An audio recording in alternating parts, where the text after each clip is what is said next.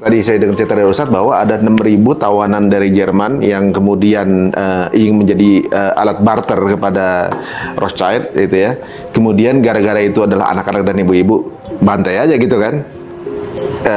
Yahudi merasa tertantang, nih gua bantai depan muka lo sesuatu gitu kan, nih nunjukin gua beneran gitu. Tapi itu jadi alat sebagai alat publikasi. Mereka udah nyiapin medianya gitu untuk mendapatkan opini kan gitu kan. Ya hadi ya bashir ya tabibi Nabiyullah khairul khalqi jami'an lahu a'la manasibi wal marati Salatullahi subhanallah. Bismillahirrahmanirrahim. Assalamualaikum warahmatullahi wabarakatuh. Kaum muslimin yang dirahmati Allah, semoga Allah senantiasa curahkan segala rahmat, segala nikmat yang berkepanjangan dan tiada berhujung dari dunia hingga akhirat. Nah, insyaallah Allah pun kumpulkan kita para kaum muslimin di bawah naungan aras Allah, beserta para nabi, beserta para orang-orang yang Allah kasihi, Allah sayangi, Allah cintai, insyaallah di bawah naungan aras Allah kelak di mana tiada naungan selain daripada naungan, insyaallah. Amin amin Allahumma amin. Kaum muslimin, pada kesempatan malam hari ini saya akan mengunggah sebuah video yang dimana video ini mengisahkan tentang perilaku ya Bani Israel ya, terus apa-apa yang dahulu pernah terjadi ya, tentang bagaimana kejahatan ya yang dibuat oleh bangsa Yahudi yang gitu ya, bangsa Israel. Bani Israel ini. Kaum muslimin, orang Kristen ya, dan ini alhamdulillah perihal masalah tentang apa yang sering saya sampaikan di dalam channel saya maupun yang ada di TikTok yang dimana saya sering acap kali ketika saya berdebat sama orang-orang Kristen, yang dimana mereka orang-orang Kristen itu kan selalu mengagung-agungkan Bani Israel ya, dan saya selalu membawakan narasi yang sama persis dengan apa yang disampaikan oleh Al-Mukarram ya, Ustadz Rahmat Baikuni ya. Beliau menyampaikan sesuatu yang sama dengan saya, yang dimana dahulu ya, ketika bukan dahulu, semalam ya, setiap kali saya membawakan sejarah ini saya selalu dikata hanya congor. Saya selalu dikatakan begitu. Mana data, mana ada sejarah seperti itu. Nah, alhamdulillah tanpa sengaja ya, saya scroll YouTube karena lama saya tidak pernah nonton YouTube. Ini kebetulan saya banyak aktivitas yang ya tuntutan hidup begitu ya. Jadi jarang sekali saya buka. Jadi kebetulan saya pas punya kuota, lalu saya buka YouTube, ternyata muncul ya sebuah video yang dimana video ini ada di channelnya Akhi Ari Untung ya, pembahasan tentang apa yang sering saya bahas, dan perihal masalah ini memang tidak ada yang pernah mengangkat ya. Bahkan Ustadz Al-Mukarram Ustadz Rahmat Baikuni pun menyatakan bahasanya ini tidak pernah diangkat, bahkan tidak pernah sama sekali beliau sampaikan seperti itu. Sama ketika saya berdebat sama orang Kristen pun selalu berkata sejarah ini tidak pernah diangkat. Bahkan debater-debater Muslim sekalipun saya rasa banyak yang tidak tahu atau mungkin bahkan tidak tahu tentang sejarah ini, gitu ya. Ketika orang-orang Kristen selalu membuat fitnahan terhadap umat Islam ya, tapi mereka sendiri ketika kita bukakan sejarah kelam yang dimana pernah terjadi pada zaman orang-orang Bani Israel itu ada di tengah-tengah orang orang Jerman, yang dimana orang Jerman itu juga rasis ya, merasa diri mereka ini adalah bangsa tertinggi, yakni bangsa Arya. Lalu bangsa Israel mengaku dirinya lah yang paling mulia di antara bangsa-bangsa yang lain, sehingga bangsa yang lain dianggap itu adalah binatang, ya, anjing dan keledai, sebagai anjing yang harus menggonggong bagi tuannya, yakni Bani Israel, ya, keledai yang harus menjadi tunggangan bagi bangsa Israel yang wajib melayani mereka. Kita ini dianggap binatang untuk melayani mereka, melayani tuannya, yakni bangsa Israel, yang dimana mereka merasa diri mereka ini bangsa yang paling mulia. Dahulu memang iya, ya. Kalaulah diturunkan banyak nabi-nabi di antara suatu kaum itu, maka jelas di situ menjadi sebuah tanda yang dimana bangsa itu adalah bangsa yang tidak pandai bersyukur, degil, ya, terus sombong, ya. Berbeda dalam kalangan bangsa Arab diturunkan nabi hanya 4 kali, ya. Tapi di dalam bangsa Israel, bangsa Bani Israel, berkali-kali nabi itu acap kali Allah turunkan ke tengah-tengah mereka, Allah utus ke tengah-tengah mereka. Itu karena apa? Kedegilan mereka, dan mereka tetap tidak mau bersyukur. Pada akhir zaman sampai detik ini mereka tidak mau beriman kepada Allah, tentang bagaimana Allah mengutus seorang nabi yang Allah bangkitkan, seperti yang tertulis di dalam Ulangan 18, akan kubangkitkan seorang nabi dari kalangan saudaramu, bukan dari kalangan kaummu, ya, bukan dari bangsa kaummu, tapi dari bangsa saudaramu, yakni bangsa Arab. Mereka tidak beriman tentang bagaimana Yesus itu bernubuat, aku akan meminta kepada Allah seorang penolong, roh kebenaran, ya, yang dimana roh kebenaran itu berkata-kata bukan dari dirinya sendiri, melainkan dari firman yang Allah sampaikan dan untuk disampaikan kepada umat manusia tentang risalah-risalah baginda Nabi Muhammad Rasulullah SAW, yakni Nabi yang untuk semesta alam, untuk semua umat, bukan para nabi yang ada di Allah utus pada kaumnya, yakni Bani Israel, hanya untuk Bani Israel saja. Dan itu, ya. Nah, jadi kebetulan Ustadz Rahmat Baikuni ini mengungkap seperti apa yang sering saya sampaikan kaum muslimin. Masya Allah, saya terkejut, demi Allah saya seterkejut-kejutnya, gitu, ya. Karena memang saya sejarah ini saya dapati dahulu itu pun tanpa sengaja. Saya mendapatkan ketika itu saya bersih-bersih gudang di sebuah rumah yang tidak dibangun, ya, dibongkar kala itu. Saya mendapati buku, tapi saya waktu itu masih dalam keadaan kafir. Jadi saya tidak tidak ngeh kalau seandainya tahu hari ini saya akan berdebat sama orang-orang Kristen, berdakwah pada mereka, maka saya akan saya simpan. Tapi kan dahulu saya juga tidak tahu, ya, kalau bakal saya itu akan menjadi seorang muslim, kan gitu, ya. Aduh, ya Allah, ya Rabb. Dan alhamdulillah ini menjadi sebuah bukti tanda. Oke, kaum muslimin, kepanjangan nampaknya pembukaannya ini. Oke, demikian kaum muslimin videonya. Apakah bagian dari tanda kiamat, Ustaz? Banyak yang bilang seperti itu. Emang ya? Ada hadis dari sahabat Abu Umamah, di mana Rasulullah SAW dengan tegas mengatakan, inna qabla khurujid dajjal thalathu sanawat sidad. Ya, sesungguhnya sebelum kemunculan Dajjal itu akan muncul 3 tahun tersulit bagi manusia untuk hidup di muka bumi. Fiha jau'un syadid. Pada 3 tahun itu terjadi kelaparan yang sangat. Kelaparan yang sangat akan menimpa manusia. Wa fi sanatil ula yamrullahu as-sama' an tahbita sulusa matriha wa ya'murul ardu an tahbita sulusa nabatiha. Allah perintahkan pada langit di tahun pertama untuk menahan sepertiga hujannya. Artinya di tahun pertama sepertiga hujan akan tertahan, tidak turun selama setahun. Tapi akan turun sedikit. 2/3-nya turun. Itu dicicil selama setahun. Jadi yang sepertiga ditahan. Sepertiga ditahan. Jadi kalau biasanya Paul di tahun pertama itu sepertiga ditahan, 2/3 turun. Aduh. Ini lu kurang dari 2/3 nih sekarang nih kita nih.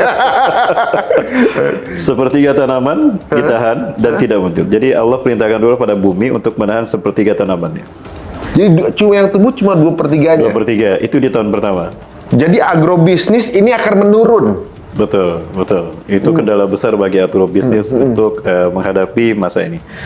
Kemudian wafis sanatis saniyah, di tahun yang kedua Allah perintahkan langit menahan 2/3 airnya. Justru kebalikannya sekarang, Akan berkurang terus sampai tidak sama sekali. Akan ada tidak sama sekali ada. Tahun ketiga, tahun kedua 2/3 air, kata Allah, tahan jangan diturunkan. Maka 2/3 air tidak turun selama setahun, yang turun hanya 1/3 saja.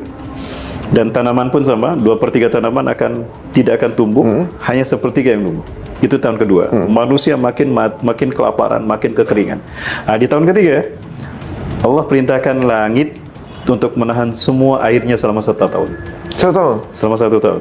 Ya. Pada tuktido kutratun minas sama, bitil kasana. Maka di tahun ketiga tidak setetes pun selama setahun.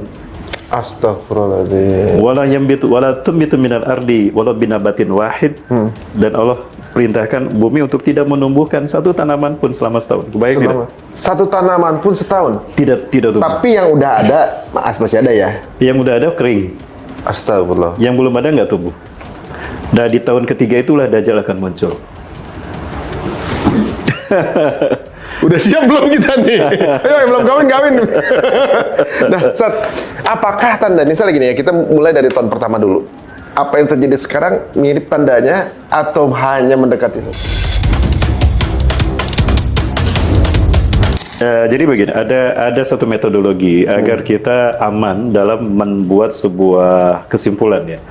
Metodologi pengambilan penafsiran tentang sesuatu masalah. Yang pertama metodologi Thariqatul Jam'i. Semua dalil-dalil terkait dengan masalah kita itu harus kita kumpulkan. Kita urutkan dulu Quran, baru hadis. Nah, Quran pun yang lebih mendekati masalah, terus agak jauh di bawah. Hadis pun demikian. Setelah Thariqatul itu baru kita ambil Thariqatul Tarjih. Nah, natijahnya kita ambil dari kesohihannya, kemudian diambil juga dari maknanya, baru kita simpulkan. Nah, kesimpulan ini ada juga syarat diukur ukuran kedua, penyaringan kedua, yaitu tidak boleh bertentangan dengan ayat Quran, tidak boleh bertentangan dengan hadis yang sahih, tidak boleh bertentangan dengan kaidah bahasa Arab, dan tidak boleh bertentangan dengan tarikh. Nah, kalau kita kaitkan dengan hadis yang lain, sepertinya bukan saat ini. Sepertinya masih belum. Masih belum. Ya, maksudnya dengan keadaan sekarang aja udah berat sih sebenarnya.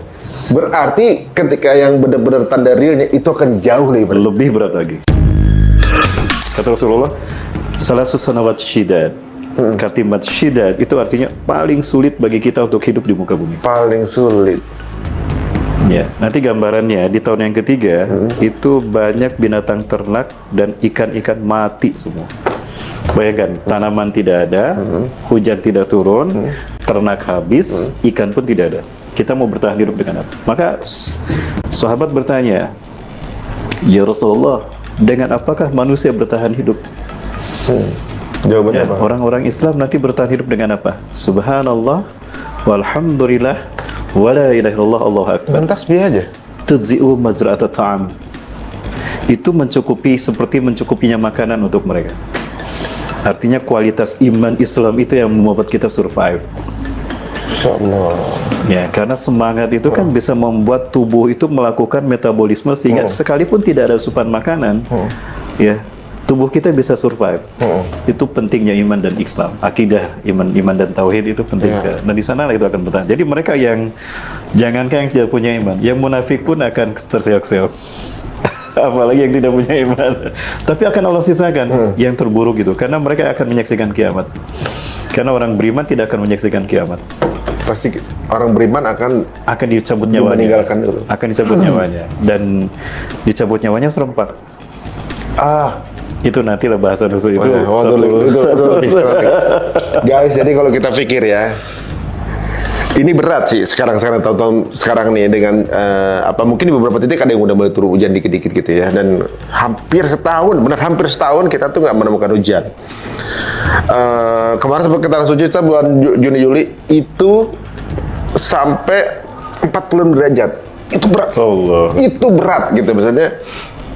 Kalau ini pun belum jadi tandanya, tapi baru teaser ibaratnya. baru kayak pemanasan, bagaimana nanti gitu? Iya. Ya, tapi masuk akal juga kalau sampai semua udah nggak ada yang bisa hidup lagi dan kita udah nggak bisa, misalnya makan, mau ambil source dari mana makanan kan gitu. Betul. Kita nggak ada, nggak tahu AC masih bisa nyala atau enggak. Udah nggak ada. Kalau Dajjal muncul, teknologi sudah tidak ada. Dajjal muncul, teknologi nggak ada. Tidak ada. Ada ini, ada lihat Ustaz? Ketika dalam Ada. Semua itu mila mabadatum, semua itu mila mabadatum. Justru itu dikaitkan dengan kemunculan tanda besar. Tanda kiamat itu kan ada dua, ada asyratus sughra, ada asyratul kubra, ada tanda kecil, ada tanda besar. Nah, kemunculan tanda besar itu diawali oleh, kalau versi saya memegang pada versi hadis riwayat Imam Muslim ya, kalau tidak salah, yaitu matahari terbit dari barat dulu. Nah, terbitnya matahari dari barat inilah yang menjadi indikator awal bahwa Allah sedang akan mencabut teknologi dari bumi. Dan ini terkait dengan hadis Rasulullah SAW. Yang pertama, sayati alaikum lailun tula kasarasati layarin. Akan datang kepada kalian satu malam yang panjangnya sama dengan 3 malam. Jadi akan datang satu malam gelapnya 3 kali 24 jam. Iya, yang kayak nggak pagi-pagi gitu, nggak siang. Nah, itu dia. Dan ini ternyata ditemukan oleh seorang ahli fisika dari Rusia, Dr. Dmitri Bolikov. Ya, dia sampai membuat dia sebuah awak NASA ya. Dia pernah mengatakan dalam jurnalnya, in the future the world will be in the darkness all out without sun in 3 days. Dia ngomong gitu? Itu judulnya kayak gitu. Bisa di Google teman-teman, Dmitri Bolikov, Dr. Dmitri Bolikov. Itu secara sains penjelasannya ya. Kenapa dia punya melihat dari pergerakan matahari, kemudian akan datangnya sebuah bintang besar yang saat ini sudah bergerak ke arah bumi, itu beliau membayangkan efeknya. Dengan sederhana pun kita bisa paham. Logikanya begini, ini bumi ya. Nah, ini ada bintang besar kemudian dia tidak nabrak bumi, tapi dia hanya melintas saja ke arah yang berdekatan dengan bumi. Dia kan lebih besar volumenya. Artinya gaya gravitasinya lebih besar daripada bumi. Nah, artinya bumi ini akan tertarik ke sana. Namun karena bumi ini terkait dengan gravitasinya dengan matahari, inti tata surya kita, bumi sebetulnya tidak akan tertarik, tapi dia akan bergeser saja. Nah, pergeseran inilah yang mengakibatkan perpanjangan waktu. Malam jadi 3 kali lebih panjang, siang menjadi 3 kali lebih panjang. Ini ilmiah banget, scientific habis. Dan ini hadis Rasulullah. Dan inilah yang menyebabkan dia masuk Islam. Dmitri Bolikov.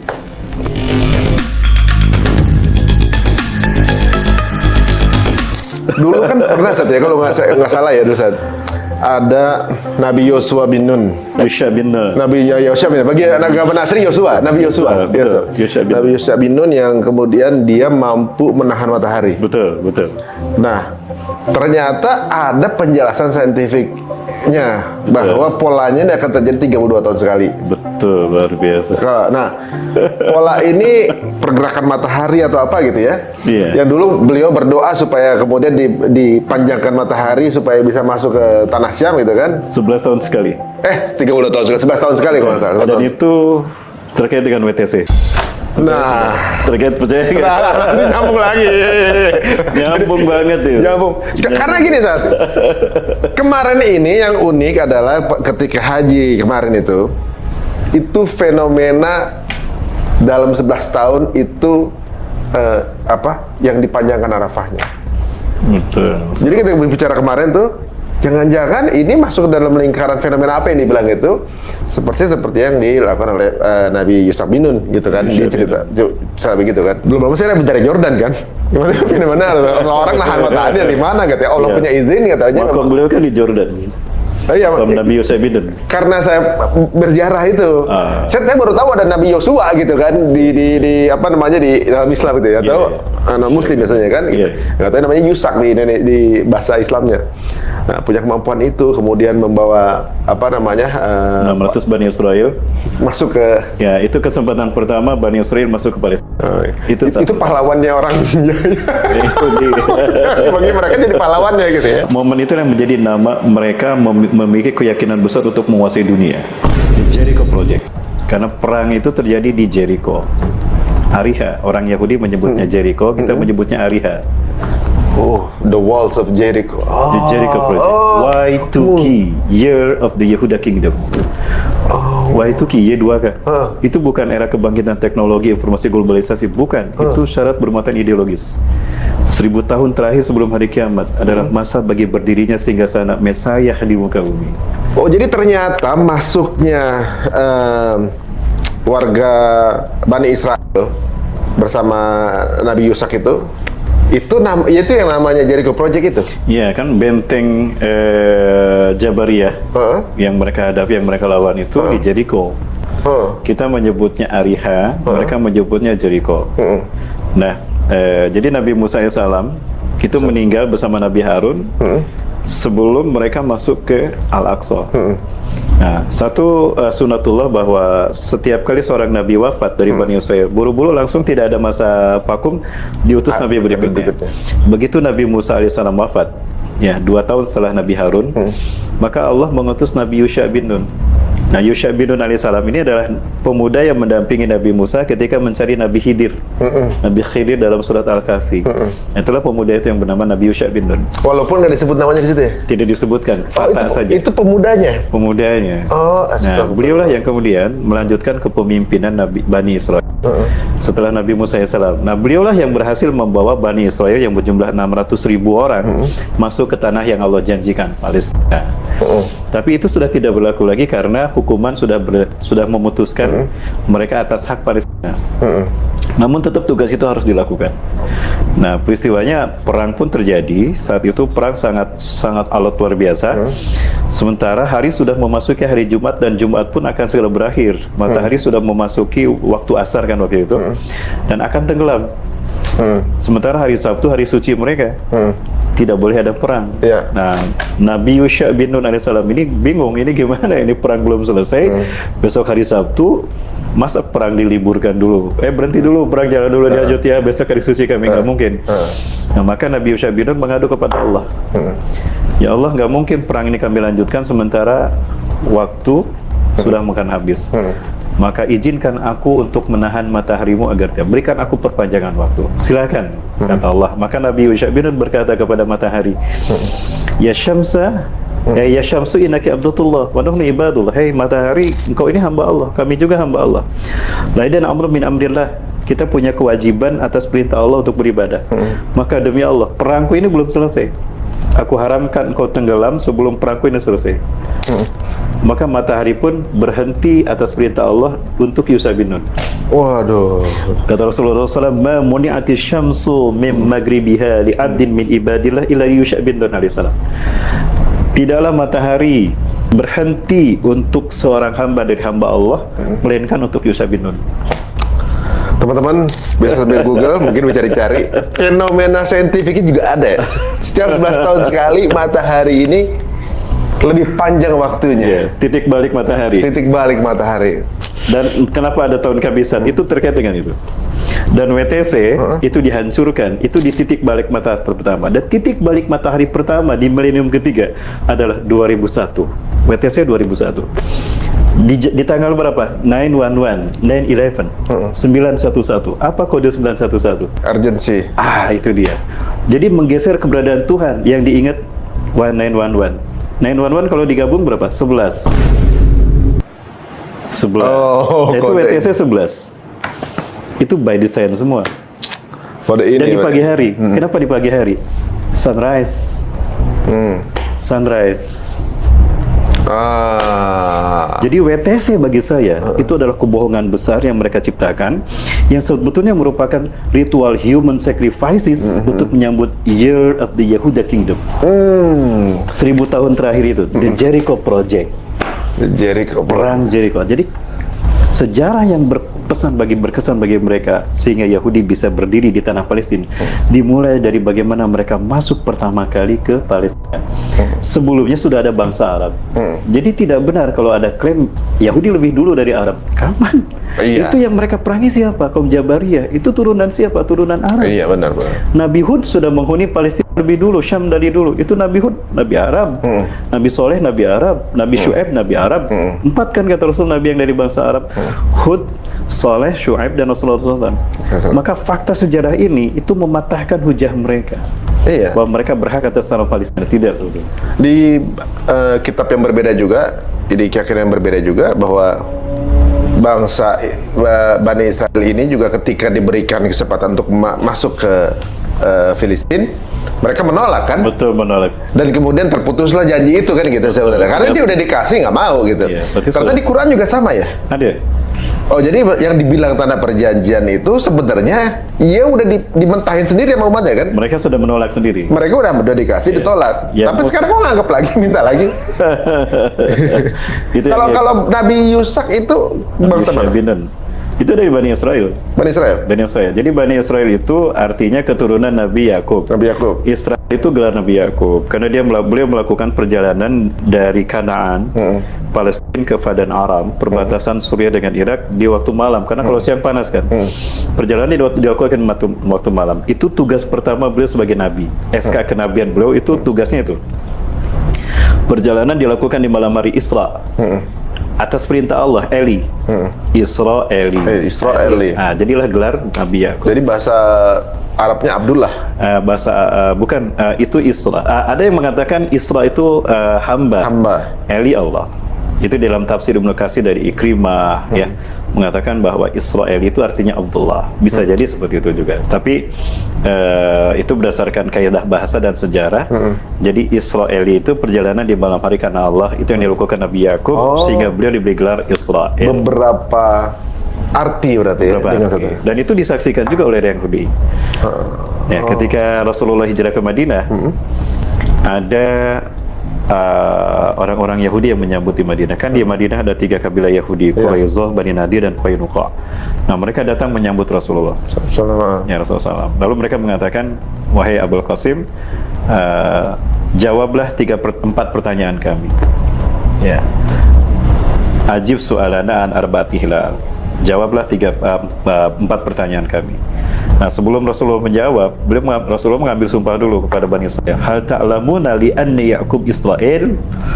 Apakah kau bersaksi bahwa Yakub itu Israel? Bala, syahidna. Betul, kami bersaksi. Allahumma fashhad, ya Allah saksikan. Jadi mereka juga sudah paham kalau Israel itu adalah gelar Nabi Yakub. Nah, Tapi keturunannya disebut Bani Israel. Yakub itu adalah ayah dari Nabi Yusuf ya. Ayah dari Nabi Yusuf dari istri yang kedua. Istri yang kedua. Karena Nabi Yakub istrinya 4. Yang pertama Ya'la. Ya, sebetulnya Ya'la bukan cinta pertama Nabi Yakub. Cinta pertama Nabi Yakub itu Rahel. Ibunya Nabi Yusuf. Ibunya Nabi Yusuf. Tapi karena Rahel punya kakak Ya'la atau Lahikoh belum nikah, jadi kakaknya dulu ditikah. Mas kawinnya 8 tahun mengelbakan kambing, baru nikah dengan Rahel. Nah, dari Ya'la melahirkan 6 anak laki-laki. Ada Robin, ada pada Zabulon, ada Lewi, ada Yasakir, Samuel, Yehuda, ada Lewi, ada Zabulon yang paling bungsu. 6 kan? Dari Rahel 2, Nabi Yusuf dan Benyamin. Nah, Nabi Yusuf itu nabi pertama dari Bani Israel. Dari Balha itu 2, Dan dan Naftali. Dari Zulfa, Jad dan Asir. Jadi genap semuanya 12 Bani Israel, 12 dinasti Bani Israel. Dan yang 6 itu adalah yang jahat sama Nabi Yusuf. Yang selebihnya. Yang selebihnya ya, maksudnya yang dari kakaknya Ibu Rahel ya. Jadi kisahnya bahwa ketika mereka masih kecil, Nabi Yusuf dan Benyamin masih kecil, yang 10 ini sudah dewasa. Nah, Rahel meninggal dunia. Cinta pertama Nabi Yakub meninggal dunia adalah Rahel. Maka kasih sayang Nabi Yakub jatuhlah ke Nabi Yusuf dan Benyamin karena mereka masih kecil. Yang lain sudah dewasa. Nah, itu dipandang sebagai pilih kasih ayah mereka, Nabi Yakub. Makanya mereka cemburu, lalu dibulilah Nabi Yusuf. Nah, ini ada anggapan saat kan ada anak-anak yang sebelum itu, yang kakak-kakaknya itu ada Sameli, yang itu mereka punya apa namanya golongan-golongan kan. Salah satunya golongan apa namanya Israel ini masih bawahnya tuh ya. Golongannya anak yang namanya Yahudiah, jadi Yahudi. Ya, betul. Berarti Yahudi itu keturunan dari anak Nabi Yakub yang jahat gitu. ya kan bukan dari Nabi Yusuf ya, bisa baik kan gitu.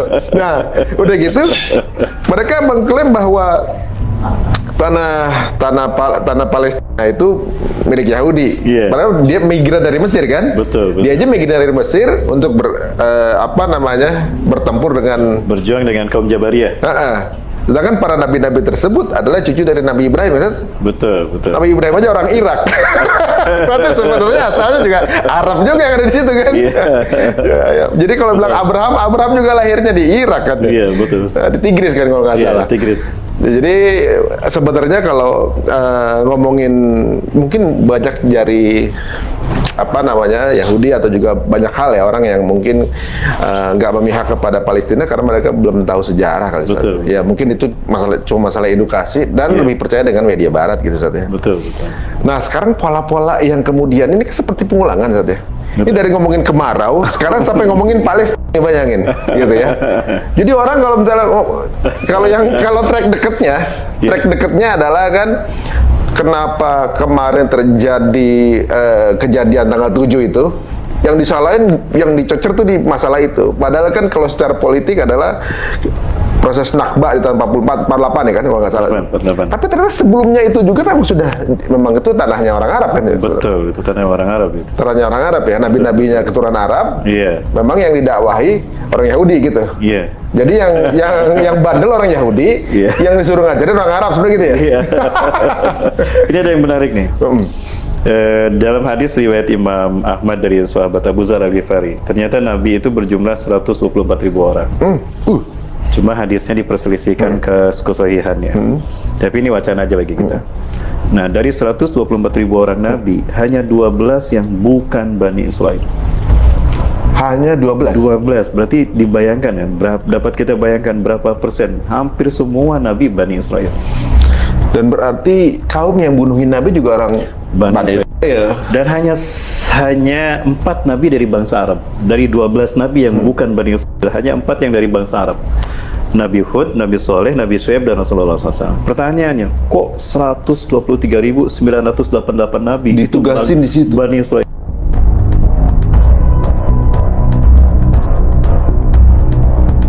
Logikanya begini, ada 2 kelas nih. Yang satu, anak-anaknya tanda petik bader, sehingga tidak cukup dengan 1 guru.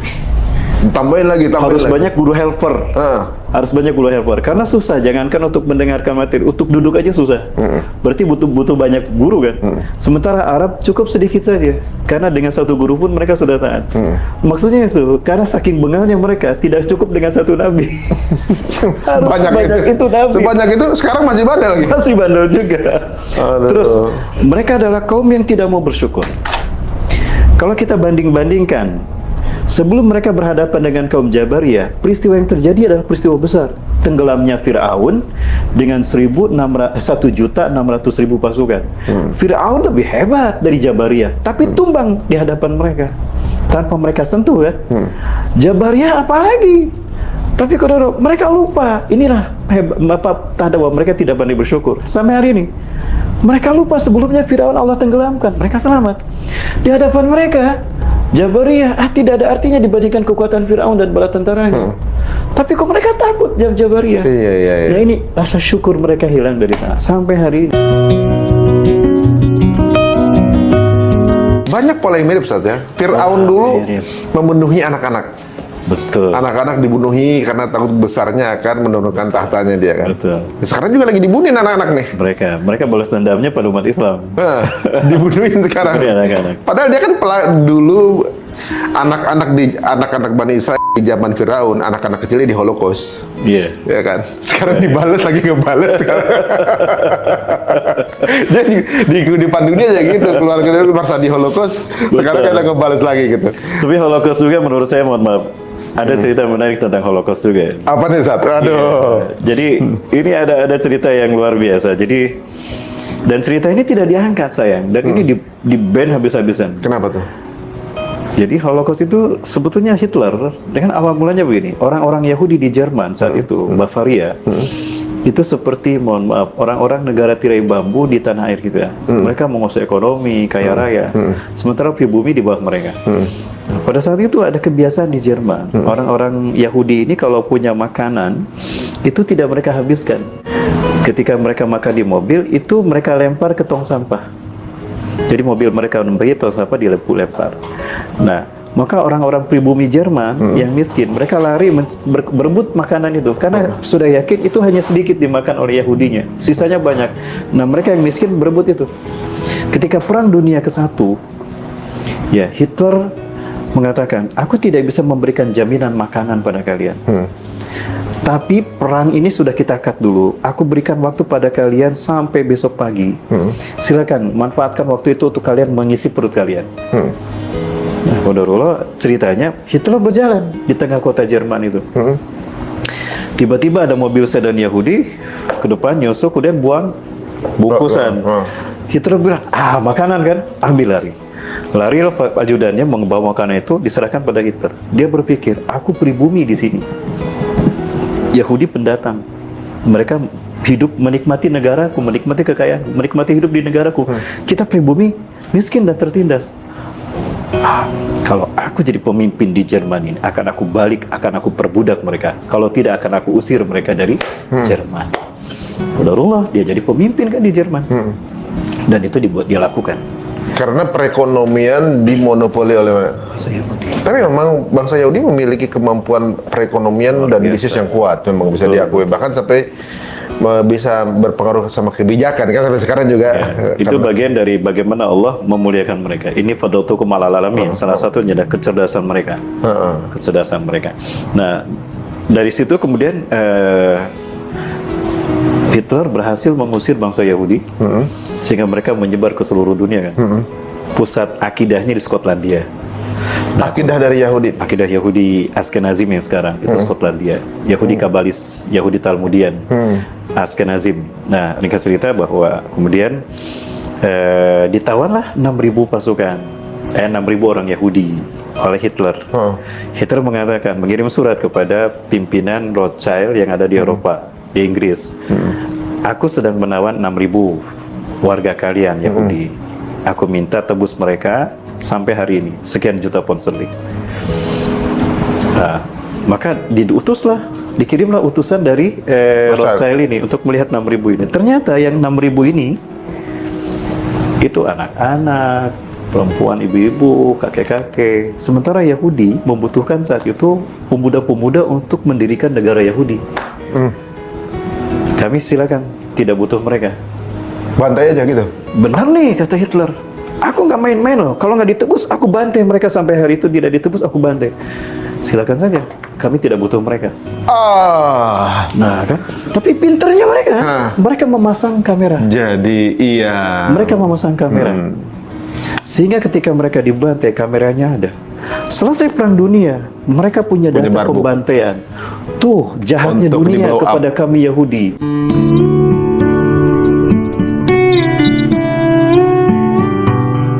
Kami dibantai, kalian berdosa semua, kalian kejam kepada kami bangsa Yahudi. The master of playing victim. Tujuannya apa? Agar mengalir kompensasi kepada mereka. Maka mengalirlah bantuan kepada mereka, harta, dan mereka diberikan 3 pilihan. Mau negara mana untuk mendirikan negara mereka? Mau Argentina, Uganda, atau Palestina? Otomatis mereka pilih Palestina. Kenapa mereka pilih Palestina? Palestina jantung dunia. Palestina menghubungkan benua Eropa, Afrika, dan Asia. Siapa yang ingin menguasai dunia dimulai dari Palestina. Dan para nabi dan rasul dilahirkan, dibesarkan di jantung dunia ini. Dan kita nanti akan dibangkitkan juga di situ juga. Di Palestina. Subhanallah. Itulah kenapa ending peradaban manusia, Nabi Adam yang membangun terakhir Masjidil Aqsa. Menarik lagi ini terkait dengan kebangkitan Islam akhir zaman. Kata Rasulullah SAW dalam hadis Abu Hurairah riwayat Bukhari Muslim, la tushaddu rihal ila salasatil masajid. Jangan berziarah kecuali pada 3 masjid. Masjidil Haram, Masjid Nabawi, Masjidil Aqsa. Saya renungkan hadis ini, subhanallah. 3 titik masjid ini, kata Rasulullah, lebih harus kalian utamakan untuk berziarah. Jadi ziarah umroh itu bukan hanya Mekah Madinah saja, harusnya dengan Masjidil Aqsa. Pertanyaannya, kenapa harus 3 ini? Pertama, Masjidil Haram, titik tolak dakwah tauhid untuk 2 nabi. Pertama Nabi Adam, memulai peradaban, nol peradaban manusia. Pilar-pilarnya dibangun oleh Nabi Ibrahim. Madinah untuk Nabi akhir zaman, Rasulullah SAW. Lalu Aqsa untuk siapa? Kan tidak ada lagi Nabi. Untuk Imam Mahdi di akhir zaman, kebangkitan Islam akan di sini. Nah, jika Islam sudah sampai di sini dan Islam bangkit, kata Rasulullah, kiamat lebih dekat ketimbang pundak dengan kepalamu, hai Ibnu Hawarah. Artinya, jika Palestina merdeka, Israel hancur, kiamat lebih dekat pada kita. Nah, ini akan jadi pertanyaan kita nih. Ini pertanyaan kita nih. Banyak yang membela Palestina tapi nggak mau itu merdeka, berarti dekat kiamat. Ini menarik juga nih. Jadi tadi kesimpulan yang ya sedikit kesimpulan lah dari apa yang Ustadz bilang tadi bahwa Palestina itu jantung dunia. Ini masuk akal juga kalau di peta ya. Memang kelihatan bentuk strategisnya itu ya. Dan yang bisa menguasai di daerah situ adalah penguasa dunia. Benar juga karena Israel menguasai kebijakan di dunia sekarang. Betul. Tapi di situ juga kelihatan bagaimana sebenarnya wajah umat Muslim saat ini. Ya lihat Palestina. Betul. Kita keadaannya cuma banyak aja. Banyak sih, jumlahnya mungkin lebih banyak daripada orang Israel kan. Tapi nggak punya kebijakan, nggak punya power, lemah, dibully diem aja, atau cuma ngeliatin doang, udah kayak gitu. Persis itu seperti wajahnya umat Islam yang ada di dunia. Mau ngeliat kayak gimana kekuatannya, lihat aja Palestina. Soalnya saya ngeliat di sini bahwa Israel ini dia takut di seluruh dunia kan, nggak ada yang berani nyolek. Tapi satu-satunya yang berani nyolek ya orang Palestina. Betul. Satu-satunya negara yang berani ngeroket Israel itu Palestina. Betul. Ya kan, walaupun pakai roket-roketan gitu, yang bisa ngeroket ya cuma satu mereka doang. Mau kayak apa negara Arab nggak berani, negara mana siapa yang lagi Uni Emirat nggak berani gitu kan. Kalau yang dipegang di sisi lain gitu ya. Tapi ini menjadi makin seru, Sat. Jadi ibaratnya lawan yang dihadapi juga tangguh. Jadi balik kalau kita main game, lawannya juga berat, berarti levelnya naik. Kan levelnya naik deh. Ini menarik teman-teman semua ya. Satu lagi nih belum disebut. Dajjal itu lahirnya di Samirah. Maka beliau lebih dikenal dengan nama Samiri. Karena lahir di Samirah. Dan Samirah itu Palestina. Samirah itu Palestina. Samirah itu Palestina. Nama itu kalau nggak namanya setan ya, Samiri itu ya. Samiri. Ya, Samiri. Nah, intinya begini, maksud saya, Pak. Ketika seseorang ingin pulang kampung, kita kira pulang kampungnya kemana? Ke tempat kelahiran. Dajjal yang diidentifikasi, diduga nama kuatnya Samiri. Dia lahirnya di Samirah, Palestina. Di akhir zaman dia ingin kembali berkuasa di kampung kelahiran. Dan itu Palestina. Tapi Dajjal sebenarnya masih ada, udah ada atau belum? Masih ada. Ada, cuma belum launching. Belum launching. Kenapa Dajjal belum muncul? Ini percakapan antara Rabi Yahudi dengan Benyamin Netanyahu. Ini sudah lama ini. Kamu melakukan banyak kebijakan yang bagus, banyak kemajuan kamu lakukan, kata Rabi Yahudi, pimpinan Rabi Yahudi Askenazi. Tapi satu yang belum terjadi, Mesayah belum juga datang.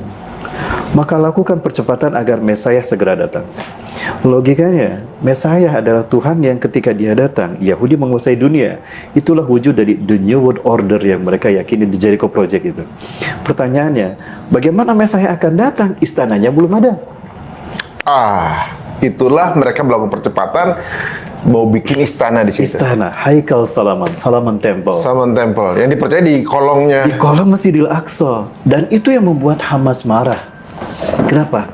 Dunia diam saja, terutama Arab. Kenapa? Ini Al-Aqsa sudah mereka hancurkan. 300 terowongan di bawah Masjidil Aqsa. Jadi logika mereka begini, ini keyakinan mereka. There is not mean for the world without Yerusalem. Tidak ada artinya dunia tanpa Yerusalem. Dan tidak ada artinya Yerusalem tanpa Haikal Salaman. Nah sekarang Yerusalem sudah hampir mereka kuasai. Permasalahannya, ini Al-Aqsa nggak hancur-hancur gitu. Mereka melakukan percepatan apa? Mereka lubangi tiang-tiangnya, sudut-sudutnya.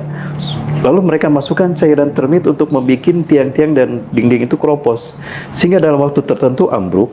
Secara bersamaan, buru-buru mereka dirikan Haikal Salaman. Jadi kenapa Mesayah belum datang? Istananya belum ada.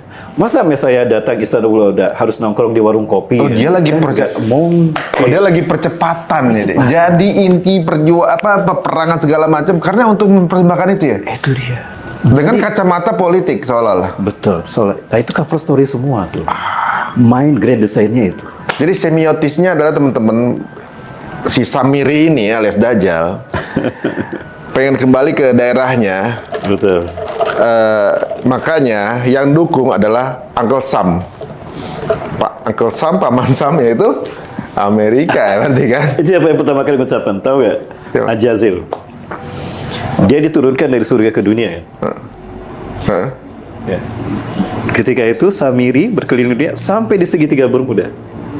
Segitiga Bermuda, tempat laut lepas pantai Atlantika, tempat berdirinya singgasana Ajazil di muka bumi. Ketika Samiri ini datang, bertemulah dengan dia seperti angka 11. Dia mengatakan, hari ini adalah hari yang aku tunggu-tunggu sejak aku diturunkan dari surga ke dunia, di mana aku dipertemukan dengan saudara kembarku. Panggillah dia oleh kalian sebagai Paman Sam. Oh, masuk dia. Amerika Jadi bukan tanpa sebab ada Uncle Sam itu. tidak tanpa sebab. Itu step Memang by by step itu design. jelas. Se- Al-Quran dan Sunnah sudah jelas menggambarkannya step by step peradaban manusia. Itulah benang kusut yang nyambung dengan tragedi WTC. Oh, saya pikir Samiri itu asalnya dari Mesir kan, bahasanya Samira. kan Samarian kan, Samira ya. Samira. Oh, gitu. Samiri dari kayak gini. Syekh Nawawi Al-Bantani, Banten. Oh gitu. Ya, Imam Ghazali dari Al-Ghazal. Ghazali itu sebetulnya nama peminta, tapi daerah itu daerah pemintal, maka dinamakan daerah Ghazali. Ya, Imam Bukhari dari Bukhara. Bukhara. Nah, itu kaunya kepada tempat kelahiran. Gitu. Soalnya kebetulan kan bahasa kunonya Mesir kan pakai bahasa Samarian. Samaria. Ada hubungan itu? Ada, karena dulu memang orang-orang Samiri, Semitis ini mereka kan diperbudak sejak Nabi Yusuf itu kan mereka ke Mesir. Oh, kembali lagi ketika Nabi Musa. Ke Mesir. Jadi sebetulnya sebelum era Firaun mereka sudah ada zaman Nabi Yusuf. Ini Maka makin. ada istilah Al-Malik di Mesir, ada istilah Firaun. Sebelum Raja Firaun pertama itu adalah bukan Firaun gelarnya, Al-Malik. Di zaman Nabi Yusuf Al-Malik seperti nama-nama. Malik, nama kerajaan, maksudnya Malik raja. Nah, barulah setelah munculnya Seti, kalau tidak Seti pertama, dialah Firaun pertama. Faro. Ya. Nah, Firaun itu rumah besar artinya. Fara, rumah, Aun besar. Faraun rumah besar dinisbatkan jadi gelar raja-raja sesudah yang ini habis. Oh, Al-Malik itu. Ya, Al-Malik. Nah, Semiri inilah bahasa Semitis ini yang dulu pernah di Mesir. Ya, kemudian dibalik oleh mereka karena menguasai perekonomian juga di Mesir kan. Dibalik ketika Firaun muncul diperbudak menjadi tukang batu. Tukang batu bahasanya mason. Oh, nyambung. Ya. Itu nama istilahnya. Tukang mason. Mason. Ketika Firaun tenggelam, mereka merdeka kan. Mereka tidak akan pernah melupakan sejarah mereka diperbudak oleh Firaun sebagai mason. Piramida itu kan batu. Yang ngebangun mereka. Si Diperbudak. tukang batu. Mason people ini berarti. Peasant people. Dulu dipaksa untuk didedikasikan untuk Firaun. Berikutnya mereka akan balik. Sekarang kita yang berkuasa untuk Tuhan kita. The God who created Messiah. Jadilah mereka tukang batu yang merdeka. Freemasonry. Men. Nyambung semua ya. Sekali lagi, mau dari arah mana ujung-ujungnya Palestina. Ujung-ujungnya Palestina. Itulah kenapa Nabi Adam berakhir masjid yang kedua Al-Aqsa. Kenapa tidak dibalik? Harus Al-Aqsa duluan. Aqsa itu artinya paling jauh. Dialah ujung peradaban manusia. Di ujung akan ke situ. Sebetulnya masalahnya ada clue ini. Yahudi ingin menguasai dunia, dia mulai dari Palestina. Walaupun belum semua Palestina mereka kuasai, baru 11. Tinggal satu Gaza yang belum kuasai, tapi mereka sudah nyaris menguasai dunia. Maka untuk mengatasi masalah dunia, sekarang kita balik, bebaskan dulu Palestina, selesai masalah dunia. Dimulai dari jantung dunia itu. Dan logikanya Yahudi paham itu, maka dibikinlah negara-negara Arab dipecah belah. Yang tidak masuk di akal saya, ini Palestina. Di sekeliling Palestina itu ada 300 juta lebih bangsa Arab. Ini Palestina. Sekeliling Palestina ada 300 juta bangsa Arab, lebih 300 juta. Dan di Palestina ada 6 juta Yahudi. Kan tidak masuk di akal 300 juta kalah sama 6 juta. Kata Hasan Al-Banna Asy-Syahid rahimahullah, beliau mengatakan, jangankan dengan perang, andaikan yang 300 juta itu kencing barang-barang, tenggelam untuk Yahudi, selesai. Tapi ya itu ya.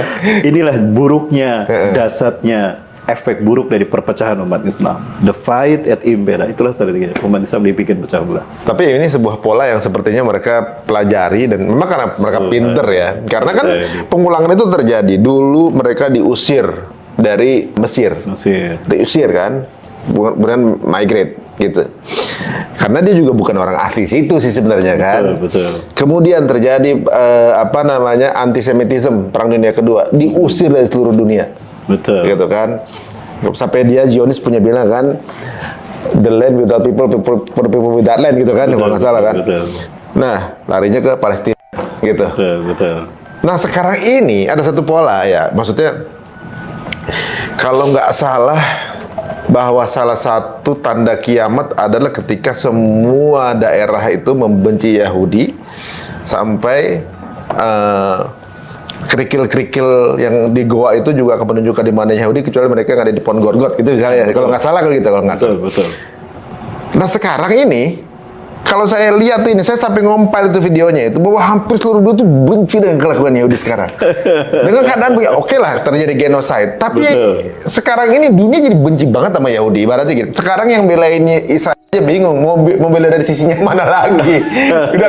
udah kalah opini kan gitu kan. Mereka punya media, tapi ya nggak bisa juga ngalahin handphone jadulnya si orang-orang Palestina ini kan gitu. Semua udah terbuka gitu bahwa ini genocide. Mau pakai social consent gitu ya, yang gimana udah nggak bisa lagi gitu. Buktinya ada di mana-mana. Apa ini merupakan jadi awal dari proses itu terjadi? Begini, pertama dalam Al-Quran, Allah Subhanahu Wa Taala sebetulnya sudah mengisyaratkan mereka akan hancur. Pertama, kalau kita buka surat Al-Baqarah, bangsa yang paling banyak Allah sebut di surat Al-Baqarah itu Bani Israel. Ya. Mereka paling banyak disebut bukan karena kebaikannya, tapi karena kebengalan mereka, karena pembangkangan mereka terhadap perintah Allah dan Nabi dan Rasul mereka. Yang kedua, Allah Subhanahu Wa Taala sudah menyatakan dalam Al-Quran bahwa mereka akan dihukum oleh Allah dari kerusakan mereka lakukan 2 kali. Ya, sebetulnya banyak kerusakan yang mereka lakukan. Tapi ada 2 yang Allah pandang besar, dan ini akan menuai hukuman yang dengan 2 hukuman itu mereka habis di muka bumi. Apa tuh? Yang pertama, itu terjadi ketika Nabi Sulaiman, setelah Nabi Sulaiman wafat. Mereka yang ada di Palestina, itu mereka pecah menjadi 2. Yang di utara, itu ibu kotanya Judah, dipimpin oleh anaknya Nabi Sulaiman, Yarbaam. Dan mereka yang memegang Taurat. Namanya Judah? Ibu kotanya Judah. Jadi Judaism kan? Judaism. Dipimpin oleh anaknya Nabi Sulaiman. Kalau tidak salah namanya Yarbaam. Nah, yang di selatan itu ibu kotanya Israel. Dipimpin oleh Rahbaam. Sepeninggal oleh 2 orang soleh ini, mereka berperang, membunuh para nabi, berbuat maksiat. Sampai pada akhirnya kerusakan mereka dan pembantaian mereka pada para nabi itu sudah tidak bisa tolerir lagi. Allah hukum mereka dengan 3 bangsa besar, Assyria, Kaldani, dan Mesir. Ya, maka hancurlah mereka. Tercerai-berailah mereka ke seluruh dunia. Tapi masih ada yang di sana. Qadarullah Romawi, Kaisar Titus datang dan menghancurkan mereka habis, sehingga mereka sporadis di seluruh dunia. Hancurlah mereka. Nah, itu mereka sudah tidak ada lagi tempatnya di sana. Setelah dulu masuk di zaman Nabi Yusha bin Nun. Nah, kali kedua mereka masuk adalah peristiwa Holocaust tadi. Oh, jadi sejak waktu masuk bersama Nabi Yusha bin Nun, itu kali pertama mereka masuk ke Palestina. Itu kali pertama mereka menginjakkan kakinya di tanah Syam. Palestina, betul. Di Palestina baru itu pertama kali, sebelum bahasa Arab. Jadi kalau bilang leluhurnya berada di itu ya leluhurnya pasti Arab juga, karena itu tanahnya Arab sebenarnya kan. Ya, sebelumnya mereka sudah ada bangsa Arab. Sudah ada bangsa Arab kan. Nabi Hud kan nabi dekat dengan Nabi Adam. Baru kemudian masuk bersama Nabi Yusha. Itu pertama kali menginjakkan. Pertama kali mereka masuk ke. Dan habis ketika Titus masuk. Masuk lagi ketika Holocaust. Gitu. Dan itu sudah Allah sebutkan. Summa raddan lakumul karrah, itu dalam surat Al-Isra ayat ke-4 sampai ayat ke-8. Summa raddan lakumul karrah, lahumul karrah. Kemudian kemudian kami kembalikan masa mereka untuk kembali menguasai Palestina di kali yang kedua. Wa amdadnakum bi amwali wa banin, dan kami kuatkan kalian dengan harta dan pasukan yang banyak. Udah dikasih tahu, udah dikasih tahu sama Allah bahwa mereka akan kuat nih. Betul. Kompensasi apa setelah mereka Holocaust kan? Yang mereka tipu daya kan? Dana mengalir dari seluruh dunia pada mereka. Amerika aja tiap presiden berapa triliun coba? 400 juta ya dolar kalau nggak salah per tahun. Yang kedua, lihat pasukan tentara yang berperang, yang berjaga sana. Itu dari seluruh dunia. Iya. termasuk Arab. termasuk Arab.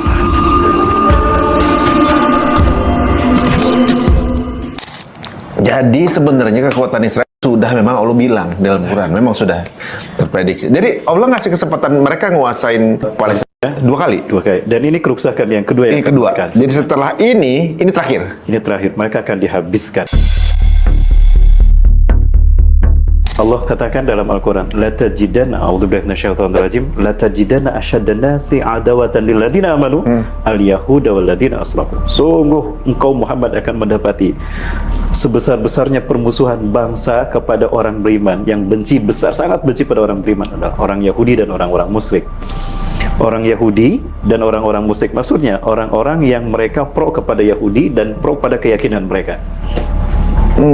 Sama nih, ghairil maghdubi alaihim waladdallin. Itu dia. Bukan mereka yang ingkar dan mereka yang Nah, ini kerusakan yang kedua. Itulah kenapa Rasulullah mengatakan tidak akan terjadi hari kiamat. La taqumu sa'atu hatta yuqatilal muslimun al-yahuda. Tidak akan terjadi hari kiamat sehingga orang-orang Islam memerangi orang Yahudi. Ya, walau yahtabiu min syajar wa hajar, walaupun mereka bersembunyi di balik batu dan pohon. Batu dan pohon berkata, "Ya muslim, ya mu'min, ta'al." Kemari di belakangku ada orang Yahudi, bunuh dia. Bunuh dia. Ya, kecuali gorkot. akan terjadi ini nih. Itu akan terjadi dan pohon-gorkotnya sudah ada. Coba kita lihat. Orang Yahudi nanam pohon gorkot ya? Udah tahu berarti dia? Mereka lebih yakin daripada umat Islam. Mereka sendiri baca Quran berarti? Sejak kecil, mereka baca Quran. Tujuannya untuk apa? Untuk melindungi ambisi mereka. Minimal memperlama gitu ya. Memperlama. Nah kalau mereka tahu baca Quran, tahu kan mereka akan musnah masuk surga. Udah tahu. Cuma lebih memilih kalau ketika masa itu lebih panjang lagi tuh mungkin ya. Betul. Kenapa? Karena mereka yakin Elohim, Mesaya akan menolong mereka. Sebenarnya gini, Mesaya yang dimaksud bagi mereka itu Dajjal. Bagi kita, Dajjal. Mesayahnya yang dipercaya Yahudi adalah Dajjalnya kita. Betul. Dan itu Ketemulah di sini, akan kan? turun di Bukit Zion. Itulah kenapa dikatakan gerakan Zionisme. Zionisme Bukit Zion. Ada gerakan di mana Tuhan yang mereka tunggu-tunggu akan turun di Bukit Zion. Makanya sinagoga agung mereka di Bukit Zion. Oh, I see. Nah ini uniknya kenapa yang ortodok nggak sependapat dengan Zion? Kan banyak yang ortodok nih, yang tua-tua. Betul. Nggak sependapatnya di mananya mereka? Mereka nggak sependapat bahwa Mesayahnya itu Dajjal. Iya. Seperti mohon maaf, di dalam setiap agama itu ada antitesis, ada keyakinan yang menjadi antitesis. Ya, di dalam agama Kristen sendiri kan ada Katolik, ya, ada Bizantium, ada Vatikan sebagai penyimpangan. Di Islam ada Syiah, ada Sunni. Itu dia, seperti itu. Nah, selalu ada antitesis Ada, sebagai ujian. oh. Nah, mereka yang murni sebetulnya itu mereka anti-Zionis dan mereka benci kepada pembantaian pada kaum muslimin. Di Yahudi itu ada banyak klan, di Palestina maksudnya. Nah, ada 2 yang terbesar, Sephardim dan Ashkenazim. Sephardim ini mereka yang mengklaim memegang Taurat dan mereka anti-Zionis. Bahkan ketika sekarang ini, ketika mereka membantai, mereka senang ketika Hamas menyerang Israel. Senang, bahkan mereka berharap Hamas ini menang. Padahal itu orang Yahudi. Kenapa? Karena mereka mengatakan Yahudi itu tidak seperti itu. Nah, Yahudi Zionis ini adalah kaki tangan iblis dan Dajjal ini. Men, ini kayaknya bakal berjilid-jilid nih kita ngobrol nih ya. Seru banget nih. Sebentar. Sebelum berlanjut ya. Berarti semua hal yang terjadi bagi mereka udah by design. By design, termasuk bagaimana mengkomunikasikannya. Betul. Karena gini, waktu zaman World Trade Center ataupun teknologi HARP gitu misalnya yang terjadi, zombie lah atau segala macam gitu, bagaimana mereka mempublikasikan tren-tren tersebut gitu. Itu saya pernah lihat ada kartun namanya Illuminati Card gitu ya. Illuminati Card Game. Yang udah ada beberapa puluh tahun sebelum kejadian tersebut gitu kan. Tahun 95 itu. Tahun 95 kan? Iya, betul. Jadi beberapa tahun sebelum kejadian kayak World Trade Center udah ada, gambarnya aja udah ada, bahkan cover albumnya Def Leppard, Blink-182 gitu ya. Betul. Itu udah menggambarkan penabrakan pesawat itu tuh sebelum kejadian tersebut gitu. Pentagon kebakar gitu, gempa besar di beberapa negara gitu, kemudian Masuk pandemi. Iya, pandemi juga udah ada di situ. Apalagi ya saya lihat ya, zombie gitu ya, yang orang udah kayak zombie gitu. Betul. Itu udah mereka polakan, tinggal nunggu waktunya. Seolah-olah itu kayak mungkin kalau perusahaan itu habis raker ada business plan. Business plan. Udah timeline-nya nih. Timeline. Besok bikin program ini segala macam gitu. Dan di program tersebut mereka udah memplot siapa korbannya, siapa yang difitnah. Betul. Sudah ada di situ, tapi nggak bisa dijadikan dasar hukum. Betul. Gitu. Dan dengan kartu itu kemudian beredar, jadi seolah mereka kayak lagi ngetawain, lu nggak bisa ngapain kan, ini kita yang bikin gitu. Tapi nggak ada dasar hukum untuk nuntut kita untuk gitu kan gitu.